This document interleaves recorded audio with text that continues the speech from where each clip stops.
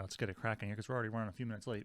You're watching PTG Daily with Joey Pucks. That's me. It is just after 1:15 Eastern Time on Thursday, April 23rd, 2020. Welcome to today's program, and we will start with CSGO and Team Fortress 2 and Valve's source code leak. This happened yesterday and has been making its way around the usual the usual block here. And basically, if you're catching up, source code for both Team Fortress 2 and Counter-Strike Global Offensive leaked yesterday.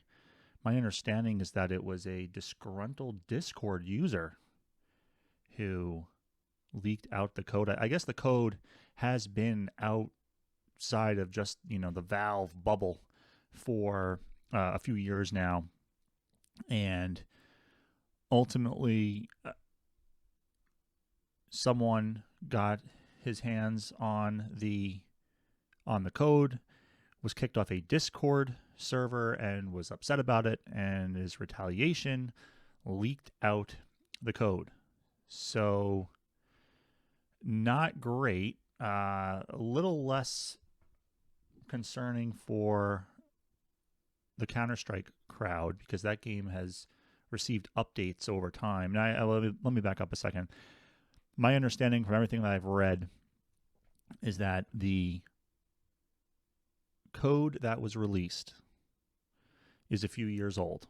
And in fact, let me find this. I think it was 2017 edition of or build of the game that we're talking about here. Okay, so CSGO has been updated since then, so a little bit less exposure maybe on that front. Team Fortress 2, the build code was from 2011, and the issue with Team Fortress 2, even though it's not an overly popular game, is that there are a number of players that still play it, but also that Valve has not been updating that game with the same regularity. So there are concerns that miscreants and other, people out there bent on committing malfeasance will analyze the code that has been released and find ways to exploit it, running, malicious programs and malware and so forth on people that log into the game. So I personally actually have not logged into the game since this happened. The fear is also of these what they call RC or remote code executions. That's basically you log in, you end up on a server somewhere, and someone else on that server basically can slip code onto your machine and then operate it remotely and use it to get information, hack your account, take your goods, get other information, I suppose. So not something that I spent a lot of time trying to figure out how to do. And when I say a lot of time, I mean no time at all, because that's not something that interests me. That being said, we have got potential exposure. Now, the official statement from Valve is that there's, on the CSGO front anyway, nothing to, well, I shouldn't say nothing. That's an overstatement. Let me just read this verbatim. So the official statement was, we've reviewed the leaked code and believe it to be a reposting of a limited CSGO engine code depot released to partners in late 2017, originally leaked in 2018.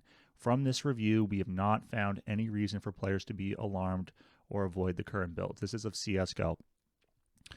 They go on to say, we will continue to investigate the situation and will update news outlets and players if we find anything to prove otherwise. In the meantime, if anyone has any information about the leak, Valve security page describes how and best to report that information. So that was the official statement. The recommendation has been to remain on official Valve servers because community servers, it's a little bit more of the Wild West, and you may find yourself in a position there where someone is up to something that, that is nefarious and troublesome. So stay away from that sort of thing. So, I mean, look, and then when it comes to Team Fortress 2, well, there's maybe a little bit more exposure. This tweet doesn't apply to Team Fortress 2, and so I know there's a lot of concern on that side of the player base because they're less confident, it seems, in the ability to ensure kind of a clean bill of health for that game. I guess, what's that saying? Abstinence is the best practice. If you really want to remove any risk that something might happen, I guess you're not playing Counter-Strike Global Offensive or Team Fortress 2 right now. And I am not 100% sure when I will log into CSGO again, which stinks because I've been enjoying playing the game. But it doesn't seem like there's a 100% chance that you're protected. And maybe there's always this remote risk anytime, right? I mean, it doesn't seem like people have gotten their hands on anything that maybe already couldn't have had access to. And we know there's already hacking and cheating that goes on in the games.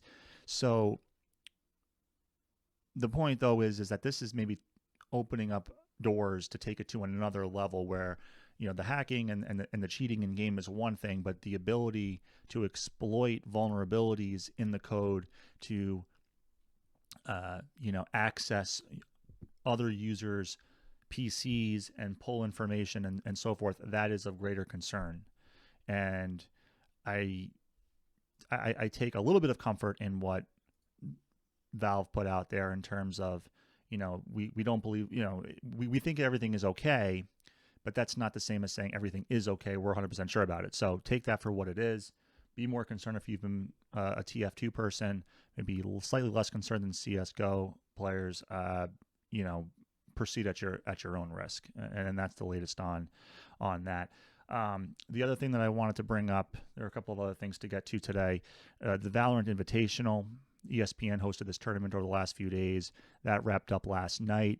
I had the two finalists, Team Canyon, comprised of Apex players, and Team Mirage, comprised of Counter-Strike players, but I had the result on that one wrong. Canyon ends up winning it 2-1. They were down 0-1 and came back to get the W. So hats off to the Apex crew there. They get the W. I thought that the Counter-Strike squad would have a little bit of an advantage given the similarities between the two games. But look, all these players are very high caliber players. It really shouldn't be that surprising. A lot of these high-level Apex players have CS backgrounds as well. But anyway, I told you I would update you and let you know how I did on terms of handicapping it yesterday afternoon, and it ended up being Canyon and Mirage in the finals. But Canyon walks away with the win, and that's that, and a comeback win to boot. So good for them. I know those guys have been playing a lot of the game, a lot of the game. That's got like Dizzy on it. It's got Ace on it. So they're really good players who are also really good at CS. So I mean, it's not like they had never played a game, in the vein of Valorant or Counter-Strike before. So not that big of an adjustment, I suppose. But overall, a little bit surprising. I thought the Counter-Strike crew would have come through there. Some really good players on that squad as well. Let's segue from Valorant into some more Riot talk. Just some quick news here. Riot has canceled the League of Legends Midseason Invitational. This is not unexpected. This was an event that's originally scheduled for May. It was pushed back to June due to coronavirus. Now it's not happening. And my understanding is that Riot is exploring alternatives to an in-person type of event. And look, this is something that the industry is dealing with. We saw it with Counter-Strike over the last few weeks in terms of the ESL Pro League. All these events that were supposed to be happening live and in person are either being canceled or being modified to happen online. We saw it with the first Apex Major, which is a huge blow, I think, to Apex. I mean, there was this tournament that was supposed to happen down in Texas in the middle of March. That event was just straight up canceled, and game devs and tournament organizers, I'm sure, have been scrambling since to figure out exactly how to keep the show rolling here, because people are trying to make travel plans or having to reschedule or cancel, and I don't know that at the outset of all of this people really had a full grasp on, hey, fast forward 6 weeks and we are still going to be in quarantine and lockdown modes in a lot of places. And even if those restrictions weren't in place, you would still have, I'm sure, some reluctance from players and other people involved to travel to an in-person event. So this is something that I foresee will be kind of the talk of the rest of 2020 as things get shifted around, not just in esports and gaming, but we're seeing traditional sports also have to wrestle with, okay, how are we going to kind of get things back up and going again? What's that going to look like? It's going to be radically different than what we see on a regular basis. And esports, while it has seized an opportunity to be the main focus of attention in a lot of ways, isn't entirely immune, because a lot of the major tournaments, a lot of the major events happen live and in person.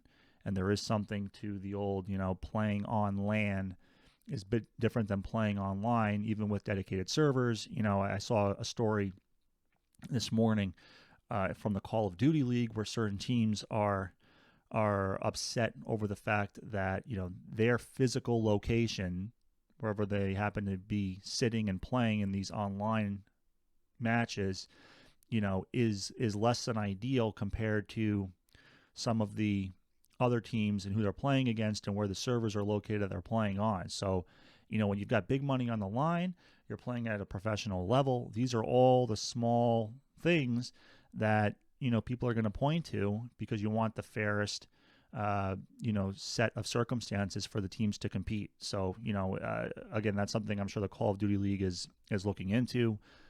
Not sure what they can really do about it, frankly. The servers are located where they are for the time being. But if you're a competitor, if you're a coach, if you're one of these esports organizations that's got a dog in the fight, the fact that you don't have the best connection to the given server, and the fact that that might give your opponent an advantage, I suppose it's a legitimate bone to pick. I don't know how else to come at it. I don't think that they're entirely unreasonable for raising those issues. Everyone always wants to complain that the cause of their troubles online is the fact that they're playing online. So we'll just have to keep track and see if and when LAN events become a thing again this year, and there's a chance that they may not.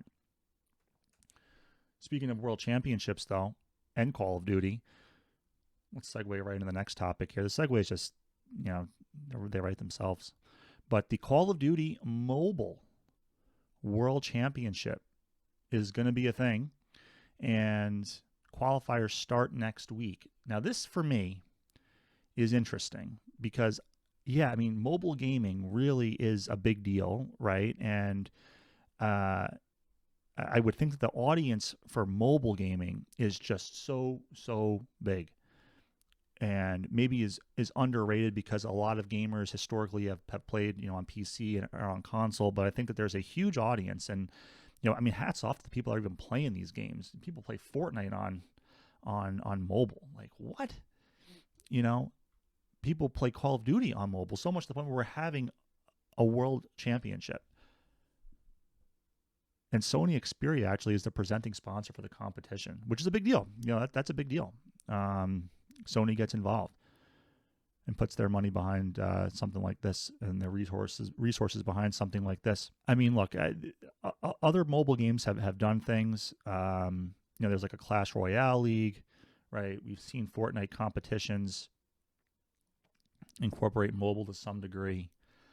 It's a huge audience. Everyone's got a phone in their pocket. Everyone's potentially playing a game on their phone, on their mobile device.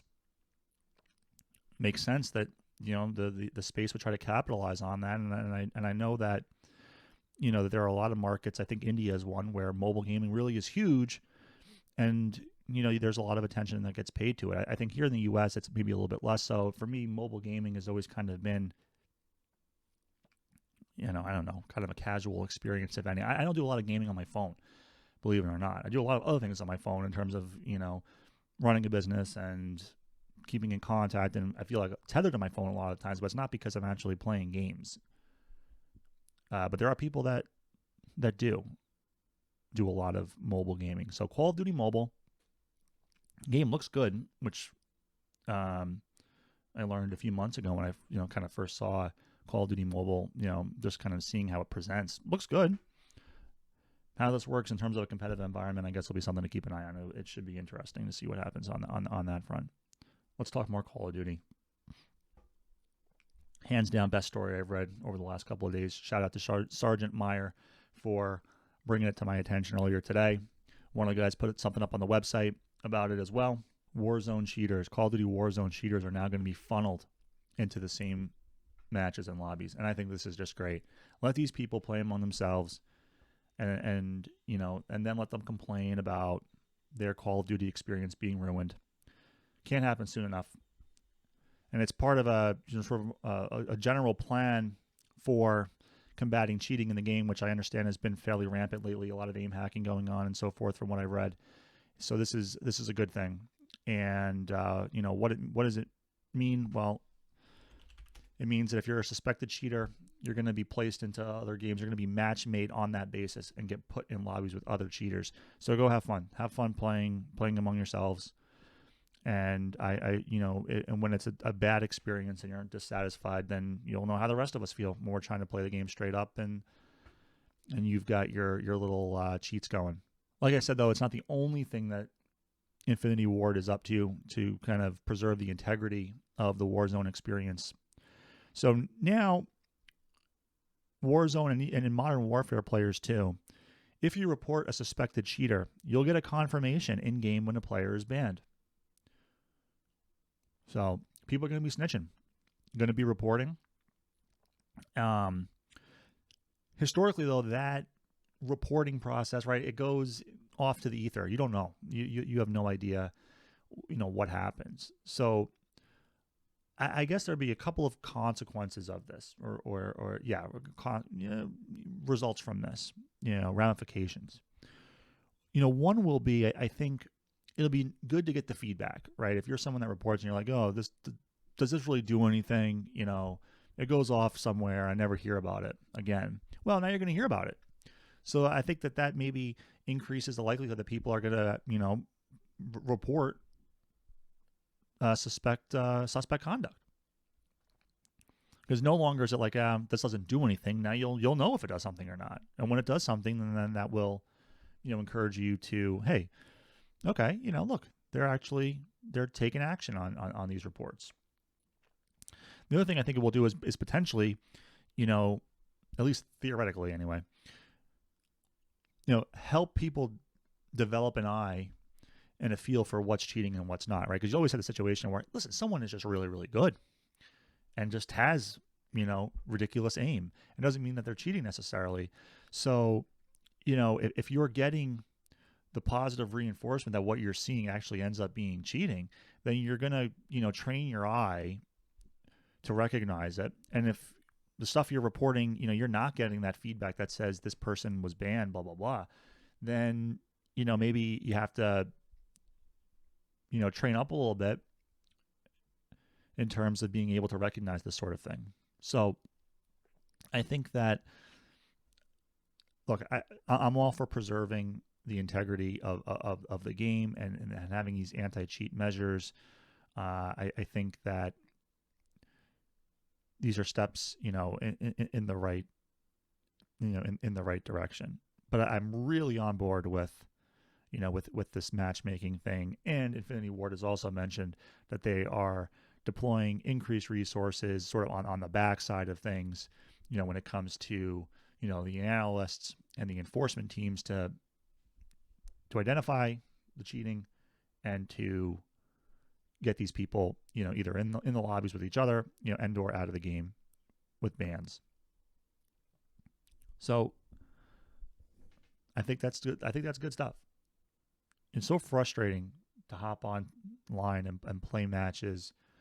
Destiny is another game that's been plagued by this lately. I noticed it in playing the Counter-Strike deathmatch lobbies. Cheating, and just when it happens, it's deflating, it's annoying, it's a pain in the ass, and it's frustrating because if you're trying to do the right thing, it ruins the experience for everyone else. So, on board for that stuff. All right, listen, that's going to do it for me. Hope you enjoyed today's program. Remember, if you miss an episode live, you can catch it on YouTube. Usually go up within 24 hours of air. So go check that out. You can check out You the Gamers on Twitter, on Instagram, on Facebook, on TikTok, at youthegamers.com. And you can check out Joey Pucks on Twitter and Instagram. That's going to do it for me today. As always, thank you for watching. I will see you tomorrow. It is Friday, and we'll catch up on some more industry news and notes. So everyone have a great afternoon, and I will see you then. I'm out.